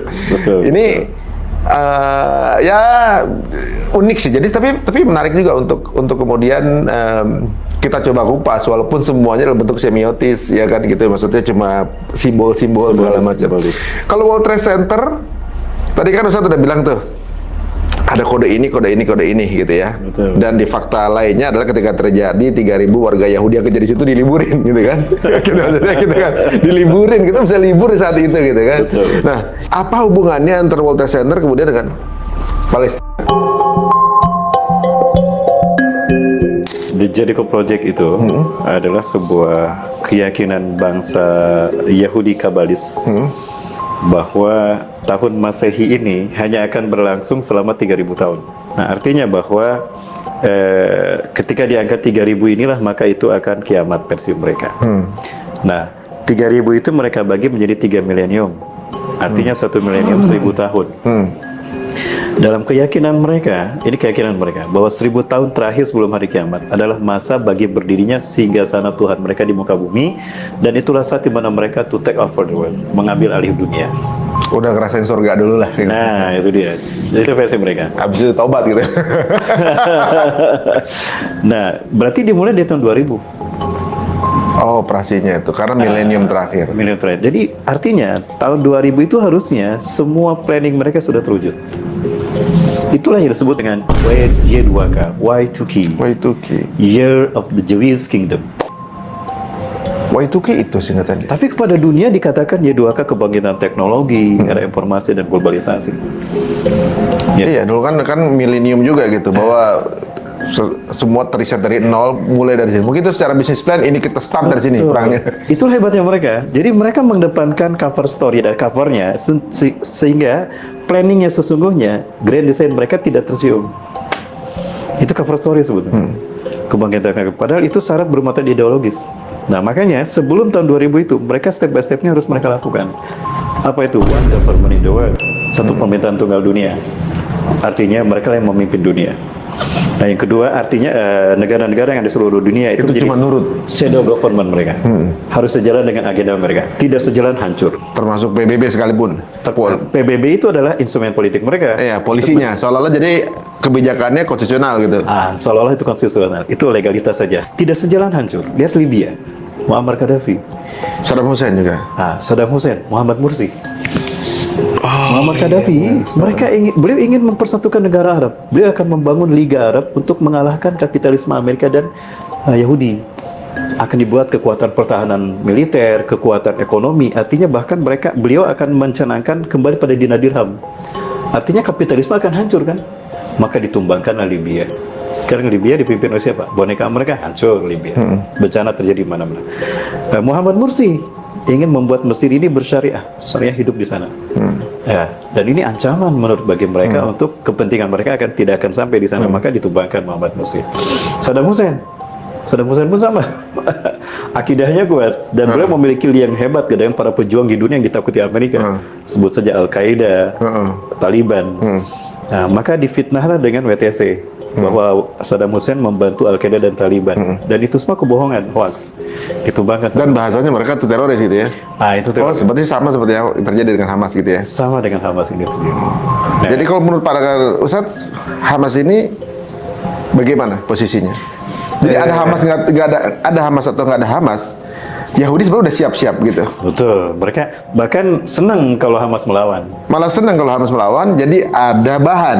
Ada bahan untuk mereka melakukan seolah-olah mereka balas dendam. Jadi legal. Ini menarik, Ustaz. Kenapa pengulangannya begitu? Jadi gini, yang tadi saya dengar cerita dari Ustaz bahwa ada 6.000 tawanan dari Jerman yang kemudian ingin menjadi alat barter kepada Rothschild itu ya. Kemudian gara-gara itu adalah anak-anak dan ibu-ibu, bantai aja gitu kan. Yahudi merasa tertantang, Nih gua bantai depan muka lo seolah gitu kan, nih nunjukin gua beneran gitu. Tapi itu jadi alat sebagai alat publikasi. Mereka udah nyiapin medianya gitu untuk mendapatkan opini kan gitu kan. Dibantai lah gitu. Jadi bagi mereka mengorbankan rakyatnya sendiri demi untuk mendapatkan glory itu nggak apa-apa. Nggak ada masalah. Maaf ya Mas Gila itu. Jadi ibaratnya kayak bilangnya collateral damage kan biasanya gitu. Collateral damage untuk dapat satu greater good dibilang kan gitu. Betul. Nah, kejadian kemarin adalah bagaimana para tawanan Hamas itu justru 50 orang itu yang bunuh mereka sendiri. Mereka sendiri. Bagi mereka nggak apa-apa lah itu bagian dari collateral damage untuk kemudian nanti dibahasakan sebagai bisa kemudian difitnah sebagai itunya kan gitu, sebagai buatannya Hamas juga gitu kan. Dan pola yang sama juga mereka pakai ketika mereka menjajah Palestina sejak Nakba tersebut. Setiap ada perlawanan, mereka siapkan dokumentasi. Jadi waktu zamannya media ini belum secanggih sekarang, bagaimana semua orang bisa akses, media kan terkontrol sentralisasi. Bagaimana komunikasi yang sampai ke masyarakat sudah terfilter sesuai dengan keinginan si pemilik media. Nah, jadi setiap ada perlawanan dari rakyat Palestina, itu selalu ada kameranya. Tapi pembantaian mereka nggak pernah ada. Betul. Jadi itulah materi-materi yang dipakai untuk menjadikan Islam ini jadi Islamofobia, bahwa Islam ini adalah agama kekerasan, gitu, agama yang ekstrim, bom bunuh diri segala macam gitu. Kan orang sampai mau beraninya ngelakuin bom bunuh diri ini tuh kayak gini nih orang Islam kan gitu. Jadi ibaratnya jadi alat untuk mendiskreditkan orang Islam. Itu pola itu kan sekarang mulai nggak terkontrol, Ustaz. Karena sekarang media begitu mudah diakses, kan mereka sendiri yang buat medianya sebenarnya kan, sosial media segala macam. Sekarang lagi menggigit balik karena dengan adanya mudah akses ini, orang jadi tahu sesungguhnya. Ini di luar rencana sepertinya saat. Betul. Nah, kalau seperti ini, plan-plan mereka bisa nggak terjadi dong, memperlama proses mereka untuk mendapatkan Solomon Temple ini, atau juga Gaza habis, Palestina jadi milik mereka dong. Iya. Gitu. Apakah mereka ini udah diprediksi dalam Quran?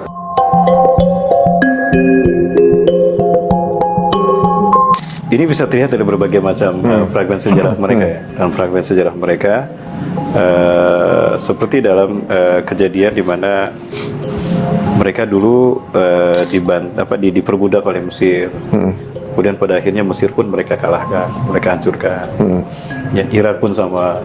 Kan, dengan isu WTC kemarin habis tuh dibombardir Irak. Saddam Hussein tumbang habis tuh kaum muslimin dibombardir. Jadi bagaimana setiap momen itu mereka ciptakan, walaupun pada akhirnya itu menggigit mereka, dan itu sudah pasti sebenarnya bahwa ambisi mereka itu tidak akan pernah terbukti, tidak akan pernah berwujud sehebat apapun mereka apabila mereka menentang dakwah Allah dan Rasulnya. Padahal pelajaran itulah yang mereka saksikan ketika mereka dulu menyaksikan bagaimana mukjizat Allah berikan pada Nabi Musa berhadapan dengan Firaun. Semua trik-trik Firaun tumbang di hadapan mereka. Ya. Padahal udah ada contohnya ya? Sudah ada contohnya. Itu tadi, mereka tidak pernah mengambil pelajaran. Tidak pernah mengambil pelajaran dari apa yang terjadi. Dan itulah kenapa kisahnya diulang-ulang dalam Al-Quran. Supaya itu menjadi pelajaran bagi mereka. Maka dalam Al-Quran, Uskuru ni'mati allati an'amtu alaikum. Ingat, itu Allah ulang-ulang. Hei Bani Israil, ingatlah kenikmatan yang aku berikan pada kalian. Ingatlah kenikmatan yang aku berikan pada kalian. Allah itu sebetulnya menjaga mereka. Sebagai contoh, ketika mereka keluar dari Mesir, 600.000 orang. Dipimpin Nabi Musa, Nabi Harun. Ya, mereka kan pergi dari Mesir, itu menyeberang, sekarang ada terusan Suez kan. Nah, tidak jauh dari Suez itu mereka menyeberangi Laut Merah. Kan mereka kepanasan. Allah manja mereka. Wa kirim awan, yuzilul ghamam.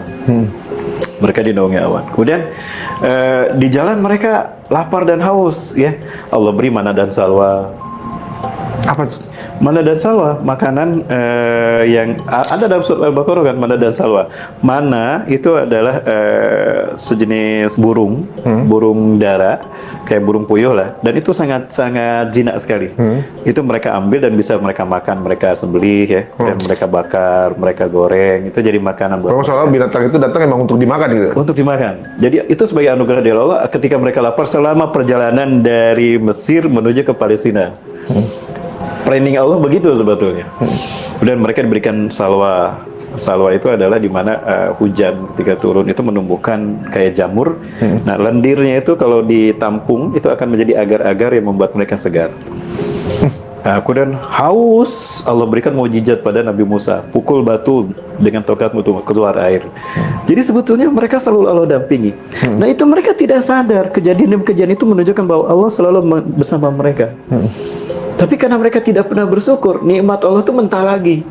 Hingga mereka kembali pada ambisi nafsu mereka hancur lagi, ambisi mereka hancur lagi. Mereka itu sebetulnya itu, tapi tidak menjadi pelajaran bagi mereka. Karena merasa dirinya lebih pinter kali. Itu dia sombongnya, Sombong. ini, angkuhnya inilah mereka. Hal itu yang membuat mereka hancur karena perbuatan mereka sendiri. Jadi walaupun dibantai habis-habisan ini, Gaza itu nggak akan punah. Tidak akan punah-punah karena skenario-nya Allah akan menangkan. Sekarang pertanyaan terakhir, Ustaz. Sebelum nanti kita akan mungkin membahas sesuatu yang insya Allah ini makin menarik ya. Insya Allah, insya Allah.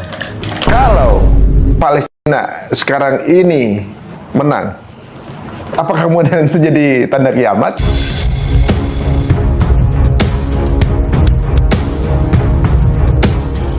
Atau banyak juga sekarang ini banyak yang kemudian nggak mendukung Palestina karena takut kiamat gitu. Karena takut kiamat. Ya saya memang nggak setuju genosida, tapi kalau saya dukung ntar kiamat lagi gitu kan gitu. Itu gimana, Zat? Berangkat dari kisah ya, kisah ketika perang melawan Bani Mustalik, itu perang yang sangat pelik. Padahal musuh ini Bani Mustalik itu tidak begitu kuat lah dibandingkan dengan musuh-musuh sebelumnya. Perang Badar saja 1 berbanding 3 menang, apalagi ini kan. Tapi kok susah mereka, walaupun pada akhirnya menang, tapi harus mengerahkan banyak energi dan waktu banyak untuk mengalahkan Bani Mustalik. Efek dari peperangan ini, walaupun mereka menang, Rasul dan para sahabat menang, itu lelahnya luar biasa. Nah, kata Rasulullah SAW, "Hei Abdullah ibnu Hawalah al-Azdi, ya Abdullah ta'an, ya tahawal hadal makan, kelilingi tempat ini, ya wabhas anil ghanaim, carilah ghanimah, apakah kambing, unta, sapi, bawa sini kita makan sama-sama. Kita bakar ikan, bakar daging sama-sama." Keliling berjam-jam tidak dapat. Kembali dengan wajah lelah dan tangan kosong. Maka Rasulullah menghibur, menepuk pundak Ibnu Hawalah, Abdullah bin Hawalah al-Azdi. "Ya Ibnu Hawalah, hei Ibnu Hawalah, jika kamu menyaksikan panji hitam la ilaha illallah Muhammad Rasulullah berkibar di bumi Al-Aqsa atau di pelatarannya, kiamat lebih dekat kepada kalian ketimbang pundak dengan kepala kalian." Sekarang bendera pasukan Islam apa? Panji hitam itu. Dan isu Gaza ini membuat semua kekuatan ini berkumpul di sana. Kalau itu terjadi, kiamat lebih dekat kepada kita ketimbang pundak dengan kepala kita. Nah, Itu sesuatu yang tidak bisa kita tolak. iya. Karena itu takdir, dan itulah arti fananya dunia. Ini imtihanul iman, ujian buat kita.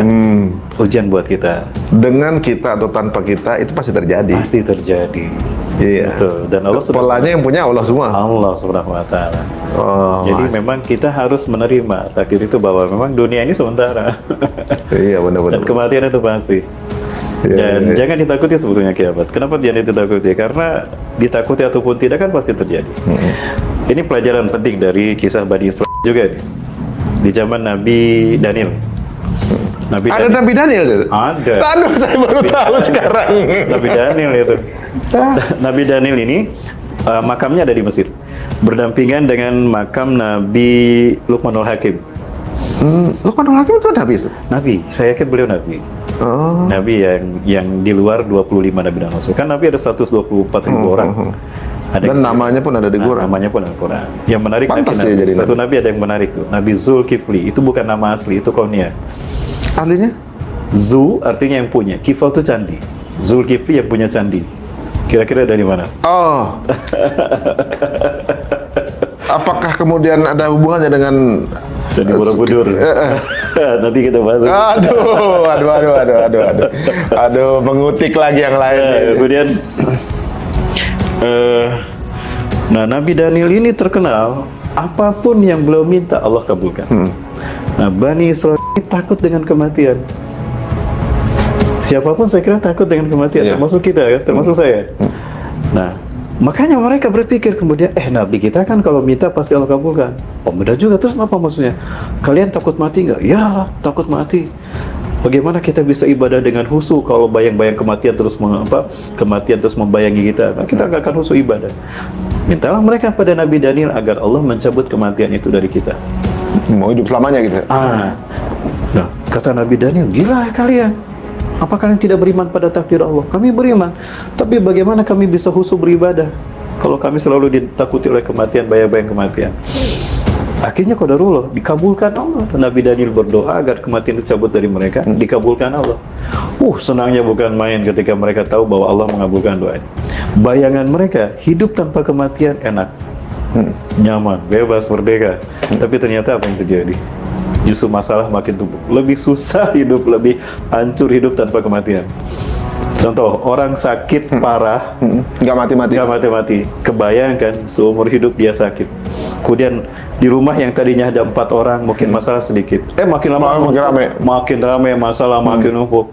Di situ pada akhirnya mereka paham, hidup tanpa kematian. Akhirnya minta mati. Akhirnya mereka balik bertobat pada Allah dan mereka minta agar kematian itu dikembalikan pada mereka. Mungkin mintanya kurang komplit ya. Minta dalam keadaan nggak mati-mati tapi sehat terus kan gitu. Bikin nggak mati tapi proses penuhan tetap jalan gitu kan. Mayat hidup gitu kan. Ya, Aduh. Itu kaitan dengan kiamat juga kan. Waduh, ini menarik sekali. Kayaknya kita nggak cukup dengan satu sesi ini. Banyak yang perlu kita kulik dan teman-teman ini kebuka ya beberapa hal bahwa kita memang sih kalau ngelihat Instagram nih atau sosial media yang lain kita kayaknya perih banget gitu ya. Kejadian di sana tuh ya kita kena reportnya bagaimana saudara kita yang di apa namanya? yang dibantai, genocide seperti itu gitu ya. Itu kasih saya kalau sebetulnya. Bagaimana? Itu tanda cinta Allah pada Palestina. Masuk di akal kan? Nah, jadi nyambung lagi nih. Itu apa? Rasulullah bersabda, ummati hadi ummatun marhumatun. Umatku ini adalah umat yang Allah rahmati. Laisa laha iqabun fil akhirah. Umatku tidak akan disiksa di akhirat. Artinya di akhirat, umat Rasul yang benar-benar umat Rasul itu tinggal menikmati surga. Makanya nanti umat Rasulullah tidak lama di padang mahsyar. Orang lain 50.000 tahun digiring di padang mahsyar, umat Rasulullah hanya sebentar saja. Di yaumul ba'as, yaumul mahsyar, yaumul hisab, yaumul mizan, yaumul jaza, itu hanya sebentar sampai masuk surga. Kenapa? Karena dosa mereka ujilat iqabul di dunia, sudah Allah selesaikan di dunia. Dengan siksaan tersebut. Caranya gimana? 3 kata Rasul. Yang pertama difitnah dengan fitnah. Kayak kita. Jadi kalau difitnah kita mesti happy dong ya? Harusnya senang. Kenapa? Habis dosa-dosa kita. Yang penting iman kita jangan dijual dengan pangkat, jabatan, dan triliunan. Nggak apa-apa. Itu sebab cara Allah menghabiskan dosa kita. Bencana alam, itu cara Allah menghabiskan dosa-dosa kita. Sakit dengan tsunami, gempa, tapi itu kesakitan terakhir. Di akhirat, dikubur saja sudah Allah berikan kenikmatan surganya. Jangan dikira mereka mati yang dibantai, tidak. Ini isu terakhir kan, bukan isu, itu berita. Gaza harum. Kenapa? Karena mereka sudah mendapatkan surga mereka di alam barzakh. Bau kesturi kan para jenazahnya itu ya. Itu yang ketiga kata Rasul. Dengan cara apa? Kita dosa dihabiskan di dunia sehingga di akhirat tinggal menikmati surga. Wabil qasri wabil harad, dengan dibantai. Memang ada itunya. Itu hadis Rasul sahih. Allahu Akbar. Nah, ya logikanya benar juga. Kita semua pasti akan meninggal. Betul. Yang ngebunuh pun nanti juga meninggal gitu. Cuma meninggalnya mereka ini dipilihkan dengan cara termudah. Silakan. Dan dikasih kejaminan yang pilih yang mana? Mau pilih dengan dalam keadaan beriman, surga, kafir, neraka. Nah, berarti tinggal mindset ini. Jadi mindset kita tuh memang kadang-kadang ya, ada juga saya cuma ada bahwa sesuatu yang kita anggap buruk belum tentu buruk di mata Allah. Betul. Justru kelihatan buruk sebenarnya itu kebaikan buat kita. Jadi kita selalu positif thinking sama Allah ya. Harusnya. Kita kembalikan terus sama Allah ya. Nah, itu yang Rasul sebutkan tanda cinta Allah. Innallaha yuhibbu 'abdan. Jika Allah cinta pada seorang hamba, ujilat hizu fid dunya. Allah segerakan kesusahannya di dunia, biar di akhirat tidak susah sedikit pun. Allah tidak mau dia susah di akhirat. Jadi susahnya Allah habiskan di dunia. Di akhirat tinggal surga. Kelihatannya menyakitkan, perih, sakit. Tapi sebentar, coba lihat hakikatnya. Mereka hidup di sisi Allah. Maka Allah ingatkan, wala tahsabanna alladziina qutilu fi sabilillahi amwat bal ahya'un 'inda rabbihim yurzaqun. Jangan kamu kira mereka mati. Mereka hidup di sisi Allah, langsung di bawah arsy Allah tuh. Masya Allah. Kurang apa coba Allah pada kita? Mereka rela menikmati secuil neraka di dunia demi menukar dengan jannah. Itu yang membuat warga Palestina bertahan di Palestina walaupun mereka harus dibantai. Benar. Kita juga sebenarnya agak bingung ya, maksudnya udah digituin aja mereka nggak mau pergi dari situ. Betul. Sedangkan kemarin waktu ada apa ya tanggal 7 itu eksodus warga Israel keluar karena takutnya gitu kan. Betul, betul. Anak-anak di sana tertanya nanti kamu gede mau jadi apa? Nggak akan gede, saya nggak sempet gede udah meninggal kok, begitu kan? Yang mereka bilang begitu kan? Betul. Yang sampai mereka tulis namanya di tangan gitu, ketika nanti potongan tubuhnya ketemu menunjuk ini namanya dia ketahuan siapa. Itu kan benar-benar penanaman akidah yang Betul. luar biasa gitu. Dan kalau nggak salah saya dengar tinggal di Palestina aja dengan keadaan beriman itu udah pahala per detik. Betul. Pahala itu mengalir sepanjang mereka bertahan. Terharibat gitu katanya. Betul. Selama mereka bertahan di sana. Masya Allah. Mereka siap menjadi tumbal untuk menyambut kebangkitan Islam yang dijanjikan di tanah mereka. Jadi mereka apa namanya berani menukar kenikmatan dengan sesuatu. Itu berarti iman berarti. Ah, itu tadi kembali pada iman. Astagfirullahaladzim. Iman. Teman-teman ya, jadi yang kita lihat ini Allah. sesuai dengan pandangan kita kelihatannya kayaknya unfortunate tinggal di sana, tapi justru sebaliknya. Ini merubah mindset ya kita kembalikan semua sama Allah. Alhamdulillah kita bisa mendengarkan ini kajian singkat dari Ustaz Rahmat ini luar biasa sekali. Dan apa yang disampaikan beliau ini berdasarkan dalil semua Ustaz ya. Jadi untuk teman-teman yang kemudian merasa ini penasaran, kan mulai ini poin di mana ketika penasaran ada satu fenomena kejadian Palestina ini membuka apa namanya melahirkan banyak mualaf. Dengan kejadian Palestina ini banyak orang yang nggak tahu apa yang kejadian Nakba 75 tahun ini apa. Banyak yang cari tahu ini permasalahannya apa. Ini kok begini nih ngapain kenapa? Kemudian dapat hidayah. Kemudian baru tahu bahwa Islam itu difitnah sebagai teroris, tapi faktanya bahwa negara yang terjajah adalah negara Islam. Betul. Dan nggak ada orang Islam menjajah itu nggak ada gitu. Ya, ya. Jadi tidak ada istilah Islam penakluk, tidak, tapi Tidak. pembebas. Pembebas dan bertahan gitu. Bertahan. Fatul Mekah, Fatul Qudsi, Fatul bukan penaklukan, tapi pembebas. Benar. Pencetus Perang Dunia I bukan Islam. Mereka juga. Mereka juga membantai jutaan orang. Perang Dunia Kedua bukan Islam. Mereka juga. Pembantai manusia terbanyak Hitler, Mao Zedong, siapa lagi tuh? Stalin segala macam. Nggak ada orang Islam. Tapi terorisnya yang dianggap mereka adalah orang Islam. Tapi mereka juga yang dijajah. Ya kan dulu nih kan mikir. Padahal Muslim kalau minoritas itu dibantai. Iya. Di Uighur, di Rohingya, Iya. di Bosnia, Betul. di India. Dengan itu keyakinan yang beda-beda tuh. Di Palestina, di mana-mana kalau minoritas Islam dijajah, tapi minoritas non Muslim di negara Islam mereka bisa Mereka jadi aman, terlindung. jadi pengusaha. Ya. Orang terkaya di Indonesia itu bukan Muslim sebenarnya. Kalau minoritas. Kalau memang mereka tahu di mana posisi dari kelompok perjuangan ini berada, katanya bersembunyi di rumah sakit, di masjid, di mana kemudian pakai human shield sebagai alasan mereka. Masa mereka nggak tahu ketika akan menyerang? Karena ini membuktikan bahwa sebenarnya mereka nggak tahu, cuma menjadikan ini sebagai alasan untuk membordir Betul. Gaza itu kan. Iya. Jadi yang menariknya adalah logikanya, jika mereka tahu di mana posisi pasukan perjuangan ini berada dan mereka membumi hanguskan itu di mana mereka berada, jikapun pasukan perjuangan ini bersembunyi di Israel, apa mereka akan bantai 3.000 orang warga Israel kan gitu. Wah, kemarin ada juga tuh Hamzat juru bicara dari Palestina mengatakan jika memang mereka punya jadi ada human shield di rumah sakit, di tempat peribadatan, kemudian berhak untuk dibom, jika terjadi di kota kamu atau di New York lah atau di mana, kemudian menyandra orang-orang di rumah sakit mereka nih, misalnya dianggap teroris, apakah kamu akan bom satu kota New York? Nggak masuk logika gitu kan. Betul. Karena walaupun tempat yang tanpa pejuangnya nih, pembantaian itu terjadi. West Bank masih dibunuhin orang 200 orang per hari. Betul. Di Aqsa juga diintimidasi. Iya. Jadi alasan ini cuma sesuatu yang dibuat-buat gitu ya. Betul. Insya Allah. Ini mohon maaf nih kita menahan waktu Ustadz yang harus bukan ke Bandung teman-teman. Tapi ini menarik, dan menariknya ini di luar dari prediksi saya pembicaraannya. Jadi maksudnya malah membuka hal-hal yang kita pikir sesuatu ini terjadi begitu aja gitu. Nggak taunya ini adalah sebuah big plan atau master plan. Ya. Betul. Tapi kita master plan-nya Allah jauh lebih bagus dibanding itu. Insya Allah. Allah Akbar. Jazakallah khair saat waktunya. Amin wa iyyakum. Allah barik. Mohon maaf. Demikian tadi kaum muslimin ya, tentang apa yang disampaikan Ustadz Rahmat Baikuni ya, persis sama dengan apa yang saya sampaikan. Hanya saja lidah saya tidak sefasih Ustadz Rahmat Baikuni menguraikannya karena saya gagap. Lagi pula kan saya ini siapa ya? Hanya seorang hamba yang fakir ilmu, ya, fakir harta, lagi pun buruk rupa. Tapi kalau seandainya pun ya saya ini dapat menguraikan seperti apa yang Al-Mukarram Ustadz Rahmat Baikuni sampaikan, insya Allah tidak akan pernah ada Kristen yang sanggup membantahnya.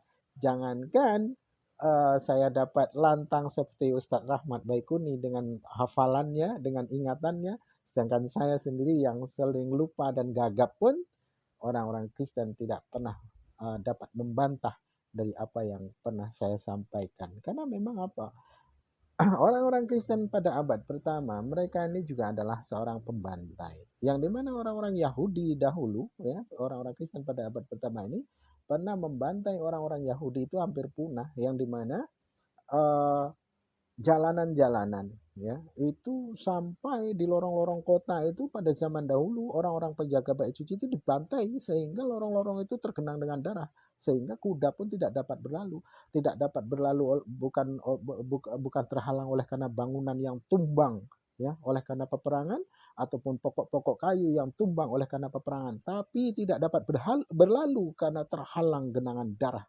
orang Yahudi, orang-orang yang menjaga bait suci dahulu begitu ya. Jadi tidak heran kalau ada orang Kristen itu menghambakan diri kepada Bani Israel, karena memang ada ayat yang diciptakan sebagai perjanjian bagi mereka akan perdamaian mereka pada abad pertama itu ya.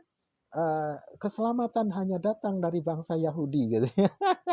Yahudi saja tidak selamat, cuman ya Yahudi saja tidak selamat kok malah membuat ayat. Jadi ayat itu ayat ciptaan bagi ciptaan mereka sendiri atas dasar perjanjian gitu ya. Karena bangsa Romawi itu dahulu hendak merebut gulungan Torah menjadi bagian kitab suci mereka sebagai nubuatan untuk menguntungkan pemerintahan Romawi zaman itu, yang Romawi dan Yunani, sehingga mereka menyempurnakan doktrin mereka agar manusia itu dapat yakin, maka mengkutip kitabnya orang Yahudi untuk dijadikan bagian kitab suci bagi mereka. Maka dari itu kalau ada ya orang-orang Bani Israel ya, mereka mengangkat dengan genosida yang dibuat hari ini ya, itu mengambil dari 1 Samuel 15 berapa gitu ya. Saya lupa, tapi ada. Pokoknya ambilnya dari Samuel. Ketika mereka berkata bahwasanya dahulu nenek moyang mereka sanggup memusnahkan bangsa Amalek, dan demikian pun bangsa Arab itu dianggap oleh mereka itu sama seperti bangsa Amalek yang harus mereka bumi hanguskan, bahkan sampai ternak-ternaknya.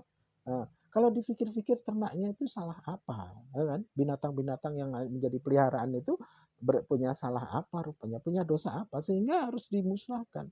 Karena memang seperti yang sering saya sampaikan bahwasanya orang-orang Yahudi itu kan penakut ya, sebagaimana ketika Nabi Musa alaihissalam diperintahkan oleh Allah masuk ke tanah Filistin kala itu ya, tapi ketika membawa kaumnya dari tanah Mesir, membebaskan kaumnya ini dari perbudakan Fir'aun ya, di perbatasan ketika hendak masuk itu berkata, wahai Musa, masuklah kamu berdua dengan Tuhanmu ya, berperanglah kalian berdua bersama Tuhanmu, usirlah mereka, kalau mereka sudah pergi maka kami pun akan ikut masuk ke dalamnya.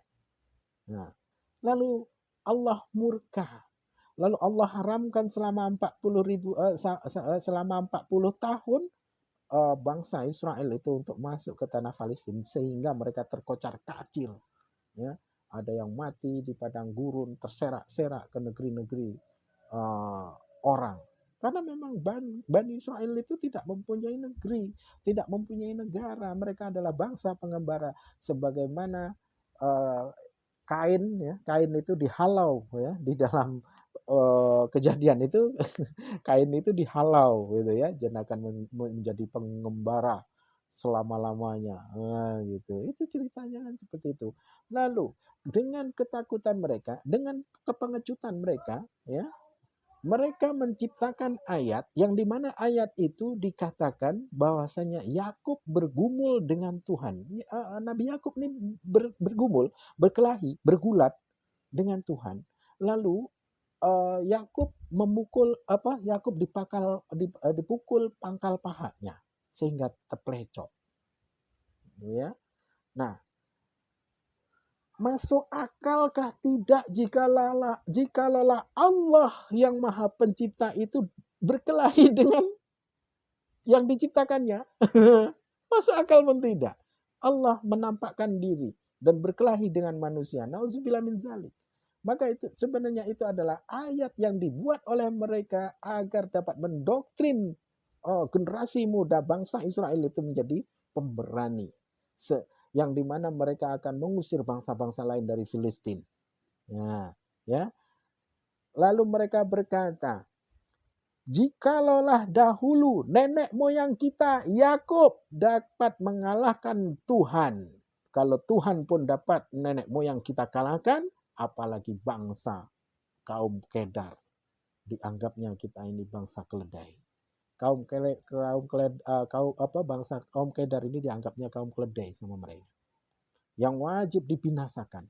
Kita dianggap bangsa goyim yang harus dibinasakan karena menjadi sebuah ibadah bagi mereka, dan dalam keyakinan mereka apabila membinasakan bangsa di luar bangsa Israel itu akan mendapatkan pahala besar, dan kita memang harus di umat muslim khususnya apalagi harus dibinasakan menurut mereka.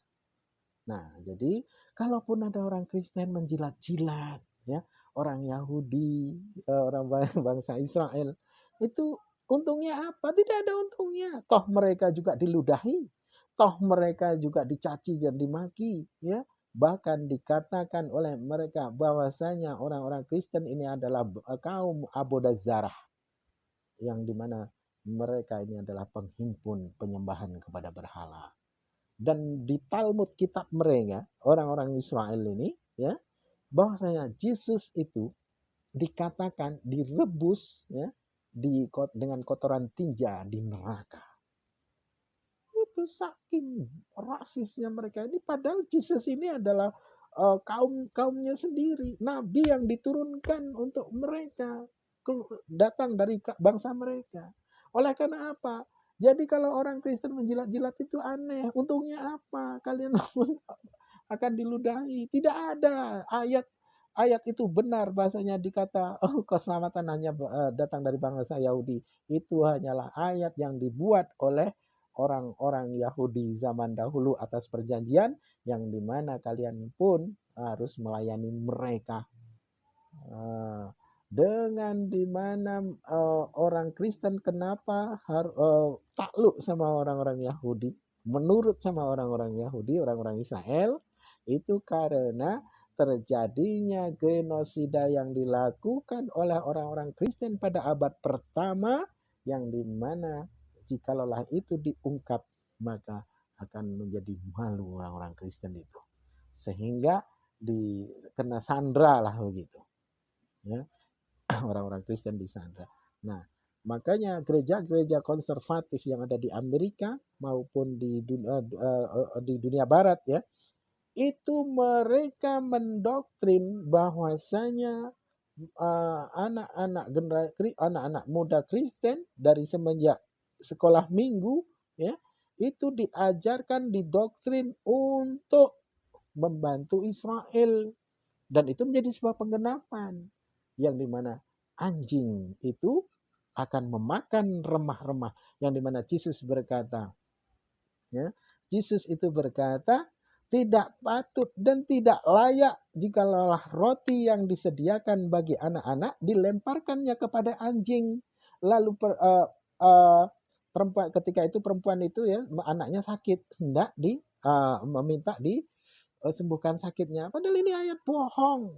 Tidak layak roti yang disediakan bagi anak-anak dilemparkannya kepada anjing. Lalu perempuan Samaria itu menjawab, benar sekali Tuan, ya, benar sekali Tuan, karena anjing itu akan memakan remah-remah yang jatuh dari meja tuannya. Kotoran yang jatuh dari meja tuannya itu dimakan, dijilat-jilat oleh anjing itu. Nah, hari ini yang menggenapi orang-orang Kristen itu sendiri, yang dimana mereka menghambakan diri kepada bangsa Israel, bukan kepada Allah Ta'ala, bukan kepada Sang Pencipta, melainkan mereka percaya bahwasanya keselamatan itu datang hanya dari bangsa Yahudi. Ya, maka banyak ayat-ayat yang diciptakan oleh mereka itu untuk mendoktrin, ya gitu. Jadi menjadi sebuah kebodohan. Maka saat ini tidaklah Allah, ya, tidaklah Allah mengizinkan segala sesuatu sekalipun itu kezaliman terjadi di muka bumi tanpa ada maksud tertentu yang Allah siapkan di kemudian hari. Toh bukti nyata, ketika Filistin hari ini ya dibantai oleh bangsa Israel, ya, banyak anak-anak muda Kristen saat ini mereka penasaran kenapa kok orang-orang Filistin ini tidak mau pindah dari tempatnya, padahal sudah sedemikian rupa dihancurkan, sedemikian rupa dianiaya. Ternyata dari keimanan dia tentang bagaimana janji Allah yang ada di dalam Al-Quran, maka mereka anak-anak muda barat sekarang berduyun-duyun membeli Al-Quran untuk mereka baca. Sehingga setelah ini akan banyak anak-anak muda Eropa masuk Islam. Disitulah awal kebangkitan Islam. Dan ini sudah menjadi nubuatan. Tidaklah Allah itu mengizinkan segala sesuatu apa, walaupun itu hanya adalah kezaliman, melainkan Allah tengah menyiapkan sesuatu kebaikan di kemudian hari. Itu ya. Dan kalaupun ada bahwasanya ketika kalaupun nanti bangsa Israel itu dapat merdeka, maka kiamat akan segera tiba. Tapi itulah qadarullah. Qadarullah. Allah ciptakan sedemikian rupa sehingga orang-orang kafir itu iba melihat umat Islam dibinasakannya, ya, dibantainya, sehingga mereka pun timbul hasrat hati ingin membelanya, membela umat Islam yang pada akhirnya Palestina itu akan merdeka. Ini qadarullah, memang sudah rencana Allah. Hanya saja menjadi sebuah ujian bagi kita. Sebesar mana kita mampu membela agama kita. Sebesar mana girah kita untuk membela saudara-saudara kita yang tengah dalam kesakitan. Inilah ukhuwah Islamiyah. Masya Allah. Kalaupun ada da'i-da'i, ada orang yang diulamakan, ada orang yang mengaku dirinya adalah ustadz, dia mengaku dirinya adalah seorang buyah, lalu menyalahkan para pejuang-pejuang yang Allah perintahkan untuk membela tanah airnya, membela saudara-saudaranya, lalu ia disalahkan, maka terlaknatlah dia. Saya yang bodoh saja tidak tahu, gitu ya. Maka menjijikkan, demi Allah menjijikkan orang-orang seperti itu, orang-orang munafik. Orang-orang munafik ada seperti itu. Lebih mudah, ya, lebih mudah memberikan tahu orang-orang awam dalam agamanya tapi mempunyai iman di dalam hatinya daripada orang-orang yang merasa dirinya berilmu dan pintar namun tidak menggunakan akalnya, tidak menggunakan ilmunya untuk membantu saudaranya, untuk mentaati ataupun membaca apa yang sudah Allah janjikan, sehingga dia tertutup akalnya. Sebagaimana orang-orang Kristen itu membela orang Israel itu, apa untungnya? Tidak ada untungnya.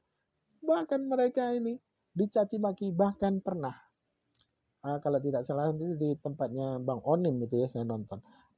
Seorang pemuda Kristen ya disuruh mengkoyakkan bendera Indonesia, tidak mau, ya, diciumnya. Ini seorang pemuda Kristen, bendera Indonesia ini diciumnya lalu diletakkan ke keningnya saking hormatnya karena bangsa Indonesia acap kali membantu mereka. Ini pemuda Kristen.